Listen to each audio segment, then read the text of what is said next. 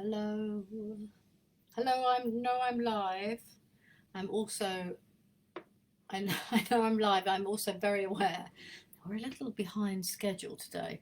So it's actually 7:35 rather than 7 p.m. So first of all, massive apologies for the fact that we are here half an hour later than I intended to be. And then let me just give you my excuse, because that's what it is. As my friend always says, adults are just like children, we just have better excuses. So I feel that I offer you an explanation, and the explanation is because I've had lots of technical issues this evening. I haven't necessarily had technical issues with Facebook, although it did take me a while to get in. But I've had some issues with Teams on another computer, and before I knew it, the time had disappeared whilst I was still trying to sort that issue out. So I do apologise for my lateness. But here we are now. So there's been no questions in the group today, and nobody asking any questions. So I thought really that I'd just focus on some questions that I get asked quite a lot in normal conversation. So the first one I'd like to cover is, how do I get people to listen to me? How do I get people to listen to me? This is the number one thing that I am asked when I talk to people in training or coaching or consulting, because most of us feel that we're not heard. Most of us would like to have our opinion heard, and most of us can't seem to find a way to talk over the loudest voice in the room. So I will share this saying with you, and that is that people who feel listened to are more likely to listen to you. So people who feel listened to are more likely to listen to you. So what does that actually mean? Well, let's think about it. So let's take a family example. You're having a conversation with your partner about something, and you feel that they keep talking over you, that they don't listen to you, that they don't really hear your voice or your opinion, and perhaps you feel that you don't have an opinion. And what often happens in those sorts of conversations is one person might become aggressive and the other person might become submissive. And by that I mean, when we are having a conversation with somebody and it becomes emotional, we will either become aggressive or submissive. Now, let's just have a look at the aggressive traits very quickly. I'm not talking about physical fighting here, but what I'm talking about is somebody will become a little bit louder, perhaps talk over you, perhaps use sarcasm, or perhaps say things like, well, that's not going to work, we're not doing that, the answer is no.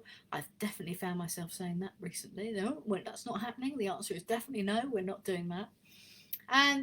Or you might become submissive, and when you're submissive, what happens is you tend to not share your point of view. You tend to withdraw from the conversation, or you'll bite your tongue, bite your lip, whilst that internal dialogue is going, oh, I really want to say this, I really want to do that, but I'm not going to, because I know it will create more of an atmosphere or more of a disconnect in the conversation. And so sometimes, especially people that are more submissive, they're like, well, how do I get heard? How do I get my voice across? So let's imagine there is a heated conversation in your house, or a challenging conversation, and one of you is feeling that you're not being heard, and the other one is taking over the conversation and being quite dominant and quite aggressive in their language. What they're doing is they are wanting to be heard themselves. So we all have an opinion. We all have a strong belief system, and we like to be right. As human beings, we like to be right, and there's nothing wrong with that. And often we'll look for evidence that will make us right, and we'll look for people that will make us right. If any of you have ever heard me talk before, I always say this, that I have two really great friends in my life. I have more than two, but these two especially, they come as a pair really. I phone one of them when I really want to be right, and I phone the other one when I know that I probably need an honest, truthful conversation. And that's perfectly natural and normal. It's all about keeping safe. It comes from our very primitive brain, and it helps us to feel valued and validated and have a space in the world. So when somebody's talking over us and saying things, that's because they want to feel valued and validated and have a space in the world. Now, we also know that there is a part of the brain that when you talk about yourself, it gives you a massive dopamine hit, and they've actually done MRI scans on the brain to work this out. So that's why we talk about ourselves a lot. You might find, I don't know, perhaps you know people that always like to talk about their ailments or how their day's been, and perhaps you're always feeling, well, I'm always listening to the other person and never having actually a say in that. But what's happening is they're feeling really good about themselves, and then when you have given them a good listening to, as I call it, they are more likely to listen to you. And not only are they more likely to listen to you, but they are also more likely to be influenced by you and listen to your opinion. But because as human beings we like to, if we have something to say, we want to get it out there and we want to say it, we want to get it off our chests and just say it. What happens is we generally forget to listen to each other. And we generally have emotional conversations that come from that aggressive or the submissive part of the brain. So imagine your brain is split into two. I know, of course, it's not, but just go with me. On one side is your logical side, and one side is your emotional side. And I heard something recently around the amygdala when it takes over and is very quick to take over, and that's your fight, flight, or freeze side of the brain. And that comes from Daniel Goleman, who talks about emotional intelligence. And really, it's just about being aware of how you react and what you do. So my challenge for you after today's conversation is to start thinking about, how do you react? Are you the person that's slightly more aggressive?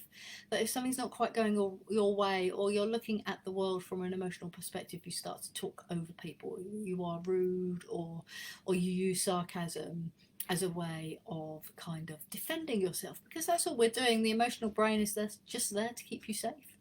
It's there to have a look at the world and go, well, can I trust these people, or are they going to kill me? Is it all going to be all right? And so when we have those conversations, we're making assessments and judgments all the time. Another thing that often comes up in conversation is, why is it that we end up having emotional conversations with the people that we're supposed to love and care about the most? So you go to work, you can probably be submissive maybe, and you listen, you do the things that your boss asks you to do, and yet when you get back home, if there is a stray cup on top of the dishwasher, it might send you into apoplexy, or the washing isn't quite in the machine in the right way that it should be. I always marvelled how I could speak to complete strangers for hours on end and listen to them, and yet when I would come home, if there was something not quite right, then you go, bah. And there are lots of theories around this. My personal theory is that we take each other on a journey and we build up this huge trust with the people that we live with and care about, that we allow them to see the real us. So if we need to be emotional in that space, it's a safe space to be. The only caveat with that, of course, is if you always offload the emotional side on the people you love and care about, and don't give them a good listening to, and don't have the fun side of life, then eventually perhaps that relationship might split. So there you go. That is the human behaviour. And so we know that we become assertive or submissive when we're in an emotional state. Aggressive or submissive when we're in an emotional state, and actually where we want to be is in that assertive space. So I can assure you today, earlier on, when I was fighting with the computer and trying to download Teams for the 100th time and remember my password, I was definitely not in an assertive space. I was definitely more in a anxious, I think anxious would be a good word, and fear-driven and emotional state, and that's perfectly normal.